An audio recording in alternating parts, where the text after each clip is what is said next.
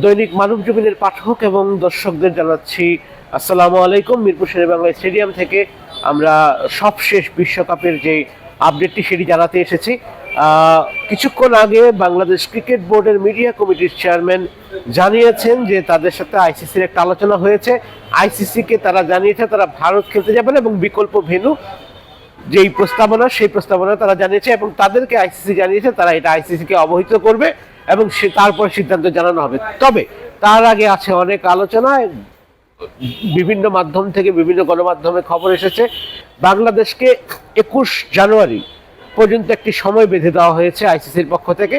ICC জানিয়েছে যে এর মধ্যে বাংলাদেশকে জানাতে হবে বাংলাদেশ ভারতে খেলতে যাবে কি যাবে না। তবে মিডিয়া কমিটির চেয়ারম্যান যা জানিয়েছে এই বিষয়ে সে কোনো রকম মন্তব্যই করেনি। তিনি জানিয়েছেন যে আইসিসিকে তারা অবহিত করেছেন, আইসিসি তাদেরকে পরবর্তীতে আপডেট জানাবেন। আইসিসির কাছ থেকে তারা এমন কোনো কিছু এখন পর্যন্ত পাননি। তার মানে এখন পর্যন্ত বাংলাদেশ টি-20 বিশ্বকাপে ভারতে খেলতে যাবে না শ্রীলঙ্কায় খেলতে যাবে বা খেলতে যাবে কি যাবে না সেই নিয়ে ধোঁয়াশাটাই পুরোপুরি রয়ে গেছে। 17 জানুয়ারি আইসিসির একজন প্রতিনিধি আসেন, তার সাথে আমাদের ক্রিকেট বোর্ডের একটি প্রতিনিধি দলের বৈঠক হয়।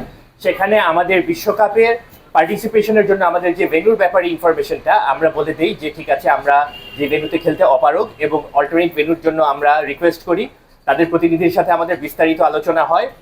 ওনারা তখন আমাদেরকে বলেন যে ঠিক আছে এই ব্যাপারগুলো তারা যে আইসিসিকে অবহিত করবেন এবং পরবর্তীতে ডিসিশন আমাদেরকে জানিয়ে দিবেন। তো এ ব্যাপারে ওনারা কোনো স্পেসিফিক ডেট বা কবে নাগাদ জানাবেন কিছুই বলেননি, শুধুমাত্র বলেছেন যে আমাদেরকে পরবর্তী তারিখটা কবে হবে জানিয়ে দিবেন। Thank you.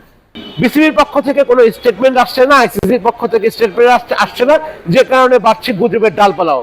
এরই মধ্যে জানা গেছে পাকিস্তান ক্রিকেট বোর্ড বাংলাদেশকে সমর্থন জানিয়ে তাদের ভারত যত যাবতীয় বিশ্বকাপের প্রস্তুতি আছে স্থগিত করেছে।